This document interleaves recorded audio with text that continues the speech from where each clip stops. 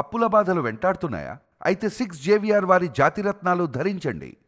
Right, breaking news చూస్తున్నాం మన TV screen పై. Hyderabad police శాఖలో సంచలనం రేపిన ఘటనలో Jubilee hills police station CI Srinivasulu రెడ్డిని సస్పెండ్ చేస్తూ హైదరాబాద్ పోలీస్ కమిషనర్ ఉత్తర్వులు జారీ చేశారు. ఫిర్యాదు చేయడానికి వచ్చిన ఒక మహిళను తన అధికారాన్ని దుర్వినియోగం చేస్తూ వ్యక్తిగతంగా శారీరకంగా లొంగ తీసుకొని ఆ తర్వాత ఆమెను బెదిరించడం, డబ్బులు వసూలు చేయడం వంటి ఆరోపణలు అంతర్గత విచారణలో ప్రాథమికంగా నిర్ధారణ కావడంతో ఈ చర్యలు తీసుకున్నారు.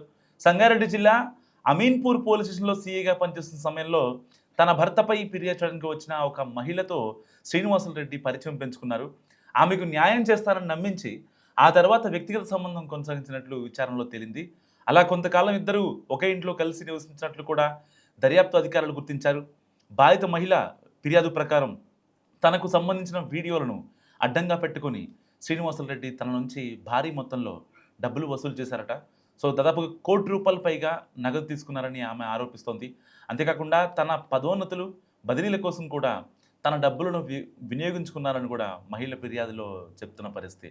సో ఇలాంటి నేపథ్యంలో ఈ వ్యవహారంపై బాధిత మహిళ ఇటీవల ఉన్నతాధికారులని అలాగే డీజీపీని నేరుగా కలిసి పూర్తి స్థాయి ఆధారాలను సమర్పించారు. ఆమె అందజేసిన ఫిర్యాదు అండ్ వీడియోలు, ఇతర ఆధారాల ఆధారంగా పోలీస్ శాఖ ప్రత్యేక అంతర్గత విచారణ కమిటీని ఏర్పాటు చేసింది. విచారణలో మహిళ చేసిన కీలక ఆరోపణలకు మద్దతుగా ఆధారాలు లభించడంతో శ్రీనివాసులు రెడ్డిపై శాఖాపరమైన చర్యలు తీసుకోవాలని కూడా కమిటీ సిఫార్సు చేసింది.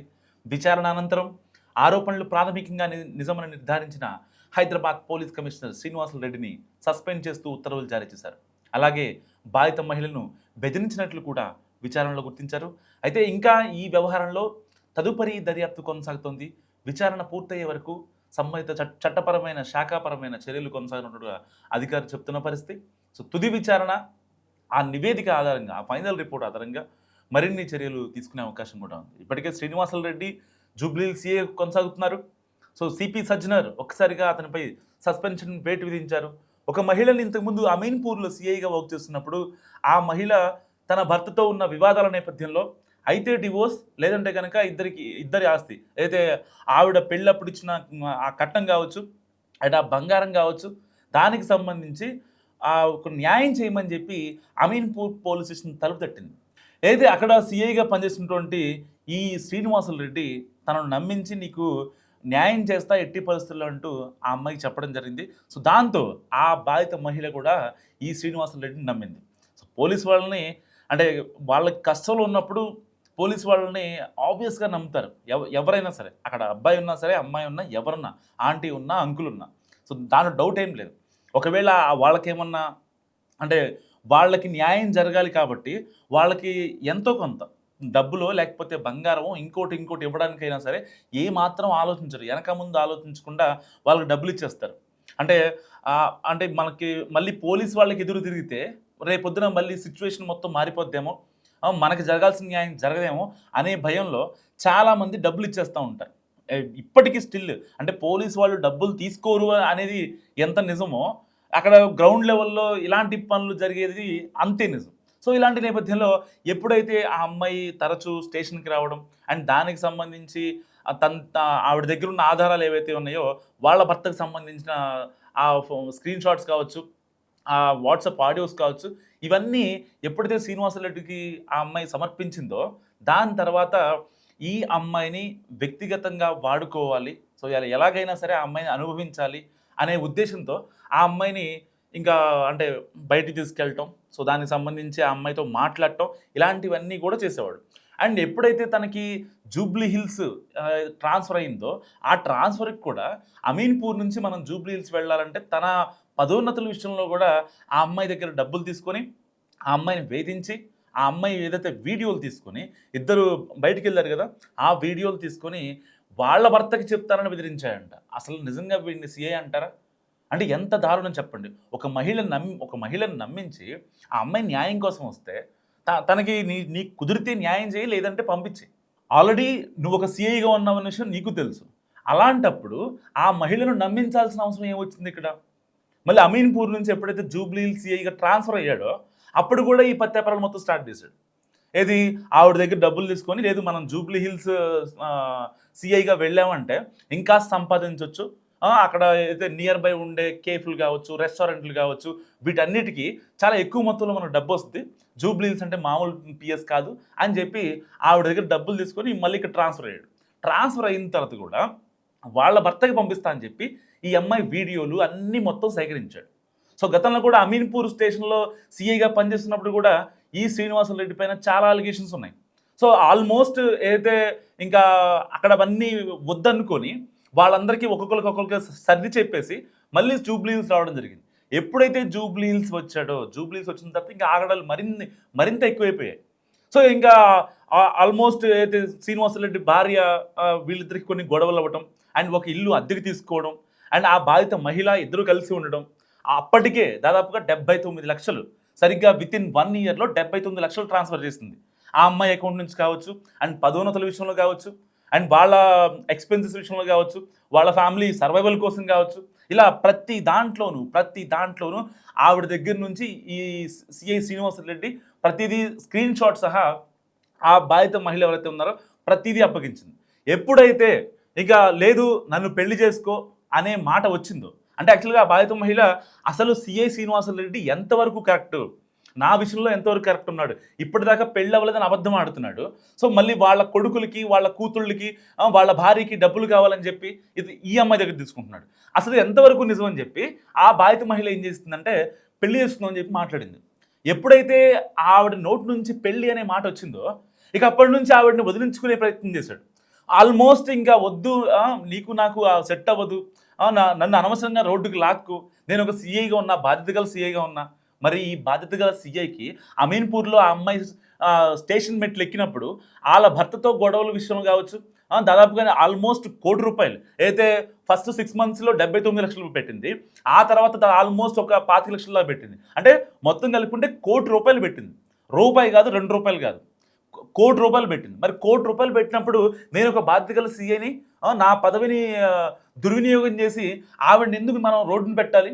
సో ఆల్మోస్ట్ అప్పటికే ఆవిడ ఈ లాయర్స్ని అప్రోచ్ అయింది, వీళ్ళందరితో మాట్లాడింది. సో వీడి చేసిన మిస్టేక్ ఏంటి, లేదు నేనే చేస్తాను నీకు, అసలు నువ్వు ఎలాంటి లాయర్ని కూడా అప్రోచ్ అవ్వాల్సిన అవసరం లేదు, ఎట్టి పరిస్థితుల్లో నేను న్యాయం చేస్తాను అని చెప్పాడంట. వీళ్ళ నిజంగా పోలీసులు అంటే ఎవరికైనా అంటే ఇప్పటికీ మనం ఓళ్ళలో చూస్తూ ఉంటాం చాలా విషయాల్లో, ఏదైనా పోలీసు వాళ్ళు వచ్చారంటే చాలా మంది భయపడుతూ ఉంటారు. సో అంటే ఎక్కడ కేసు మనమే తిరగబడుద్దు అని చెప్పి ఇప్పటికీ వాళ్ళు డబ్బులు ఇస్తూ ఉంటారు. ఎందుకు తెలుసా, అంటే వాళ్ళు ఎంత అడిగినా సరే అవసరానికి మించి ఇచ్చేస్తూ ఉంటారు చాలామంది. వాళ్ళు ఎక్కడ వాళ్ళ మీద తిరగబడుద్దు అని చెప్పి అది అనే ఒక ఉద్దేశంతో మాత్రమే వాళ్ళకి ఇస్తూ ఉంటారు. దీన్ని ఆసరాగా తీసుకున్న పోలీసులు, ఇలాంటి పోలీసులు గతంలో మనం చూసాం. ఖమ్మంలో ఒక సిఐ ఒక బాధిత మహిళ వచ్చింది, మా ఆయనతో డివోర్స్ అండి అని చెప్పి మాట్లాడడానికి వచ్చింది, మీరు కొంచెం ఒక మాట చెప్పండి పోలీస్ స్టైల్లో, మీ స్టైల్లో ఒక మాట చెప్తే వింటాడు అని చెప్తే వెంటనే ఆ మహిళతో అక్రమ సంబంధం ఎక్కడి దాకా దారి తీస్తుందంటే ఇంకా అసలు రోడ్డు మీద పడేసే స్థాయికి వెళ్ళిందనమాట. అంటే వీళ్ళ రీసెంట్గా ఒక ట్రైనీ ఐపీఎస్, ఒక తన తోటి ట్రైనీ మహిళ ఐపీఎస్తో ఆల్రెడీ అక్రమ సంబంధం పెట్టుకొని ఆ అమ్మాయి రూమ్కి వెళ్ళి ఆ అమ్మాయిని ఇబ్బంది పెట్టి మెడపై కత్తి పెట్టి ఫోన్ పాస్వర్డ్లు ఇస్తావా ఇవ్వవా అని చెప్పి మళ్ళీ తనకి ఏదో పెళ్ళయిందని చెప్పి మళ్ళీ ఆవిడని ఇబ్బంది పెట్టడం, వాళ్ళ ఆయన్ని ఇబ్బంది పెట్టడం. అంటే అధికారం ఉందనా ఇవన్నీ దుర్వినియోగాలు? ఎంతవరకు ఇవన్నీ సెట్ అవుతాయి? ఒక ఎక్స్టెంట్ వరకే. అంటే మనం ఏం చేసిన సెట్ అయిపోద్ది, మనం మాట్లాడిందే వేదం, చేసిందే ఇది చట్టం అని చెప్పి ఎంతవరకు ఉంటుంది? మీ పదవుల విషయంలో కావచ్చు మీరు ఎంత గట్టిగా ఆలోచిస్తారో అండ్ సమాజం కూడా అంతే ఆలోచిస్తుంది. ఆవిడ పక్కా ప్రూఫ్స్తో ఏదైతే పెళ్ళి అన్న తర్వాత ఎప్పుడైతే శ్రీనివాసరెడ్డి నిరాకరించాడో వెంటనే సిపి సజ్జనర్కి ట్వీట్ చేసింది అండ్ మెసేజ్ పెట్టింది అండ్ దాని తర్వాత తన దగ్గర ఉన్న ప్రూఫ్స్ మొత్తాన్ని బయటపెట్టింది. సో ఇలాంటి నేపథ్యంలో సిఐ శ్రీనివాసరెడ్డి పైన సస్పెన్షన్ వేటు విధించింది సిపి సజ్జనర్ ఆఫీస్. సో ఇలాంటి నేపథ్యంలో ఇప్పుడు అంటే బాధితురాలు ఏదైతే సమర్పించిందో ఆడియో కాల్స్ కావచ్చు, వాట్సాప్ చాట్స్ కావచ్చు, ఇన్స్టా కాన్వర్జేషన్స్ కావచ్చు, ఎందుకంటే ఆ మెటాకి ఆల్రెడీ మెయిల్ పెట్టారు, సో తనకి సంబంధించిన ఇన్స్టాగ్రామ్ చాట్స్ కావచ్చు అండ్ ఏవే రీల్స్ పెట్టాడు అండ్ ఏ మెసేజ్లు పెట్టాడు అండ్ దానికి సంబంధించి ఇటు ఫేస్బుక్లో కావచ్చు, ఆ మెటా మొత్తానికి ఇప్పుడు వీళ్ళు ఒక లెటర్ పెట్టిన పరిస్థితి, పోలీసుల నుంచి సిపి ఆఫీస్ నుంచి ఒక రిక్వెస్ట్ మెయిల్ పెట్టారు. సో మరికొద్దిసేపట్లో ఏదైతే సిఐ శ్రీనివాసరెడ్డి చేసిన చాట్కి సంబంధించి మొత్తం పిన్ టు పిన్ వచ్చే అవకాశం ఉంది. సో ఏదేమైనప్పటికీ అంటే పోలీసులు మారాల్సిన వైఖరి ఎంతైనా ఉందనేది నిజంగా సిఐ శ్రీనివాసరెడ్డి ఉదంతంతో మనందరికీ అర్థమవుతున్న విషయం. సో ఏ ఒక్క బాధిత మహిళ మీతో ఎవరైనా, ఏ పోలీస్ అయినా, కానిస్టేబుల్ అయినా, ఎస్ఐ అయినా, లేకపోతే డిఎస్పీ అయినా, ఎవరైనా సరే, ఏ స్థాయి అధికారి, ఈవెన్ స్టేషన్లో కూర్చున్న రైటర్ దగ్గర నుంచి స్టేషన్ ఎస్హెచ్ఓ ఎవరైతే ఉంటారో సిఐ వరకు ఎవరన్నా మీతో అసభ్యంగా ప్రవర్తిస్తే మీరు దానికి వంత పాడకండి. వాళ్ళకి బెదిరించాల్సిన అవసరం లేదు. వాళ్ళు ఒక పీపుల్ సర్వెంట్స్. వాళ్ళు తీసుకునే ప్రతి రూపాయి మనం కట్టే ట్యాక్సుల నుంచే వెళ్తాయి. చాలామంది మర్చిపోతూ ఉంటారు.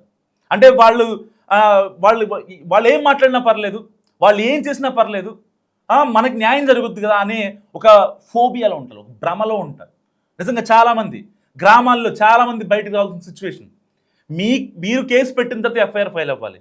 ఎఫ్ఐఆర్ ఫైల్ అయిన తర్వాత ఛార్జ్షీట్ అవ్వాలి. ఛార్జ్షీట్ అయిన తర్వాత పోలీసులు కోర్టుకు సమర్పించాలి. ఇదే ప్రాసెస్. అంతేగాని మీరు సాక్షుల కోసమో పోలీసు వాళ్ళని ప్రసన్నం చేసుకోవడానికి డబ్బులు ఒక్క రూపాయి కూడా ఇవ్వాల్సిన, అంటిల్ అన్లెస్ మీ దగ్గర తప్పు లేనంత వరకు. తప్పు ఉందని ఏదైనా సెటిల్మెంట్ కోసం మీరు అక్కడికి అప్రోచ్ అయినా వాళ్ళు చెప్పే మాయ మాటలు, ఎవరైతే పోలీసులు మాయ మాటలు చెప్తారో అలాంటి మాటలు అస్సలు వినకండి, వినాల్సిన అవసరం లేదు. ఇవాళ అంటే కాక్రోచ్ జనతా పార్టీ ఢిల్లీ లెవెల్లో కేంద్ర మినిస్టర్నే, కేంద్ర మంత్రినే ఇవాళ తప్పించారంటే అంటే మన రైట్స్ ఏంటో మనం గుర్తుపెట్టుకోవాలి. ఫస్ట్ థింగ్, మనం ఎంతవరకు వెళ్తున్నాం, మనం ఎంతవరకు మాట్లాడుతున్నాం అనేది చాలా ఇంపార్టెంట్. లిమిట్ దాటిన తర్వాత ఎవరికైనా మనం కంప్లైంట్ చేసే అవకాశం ఉంది. ఎవరి మీదైనా ఎవరికైనా మనం కంప్లైంట్ చేసే అవకాశం ఉంటుంది. నిజంగా అంటే పోలీస్ శాఖలో సిఐ శ్రీనివాసరెడ్డి ఉదంతం ఒక బెంచ్ మార్క్గా చెప్పొచ్చు. మరి మీరేమనుకుంటున్నారు? మస్తు కామెంట్ చేయండి. హలో ఒక విషయం చెప్తా, వింటా అంటే ఒక నిమిషం. చెప్పు. ఆ ఫోటోలు ఎడంటాడు ఇచ్చేసినావు, ఓకే.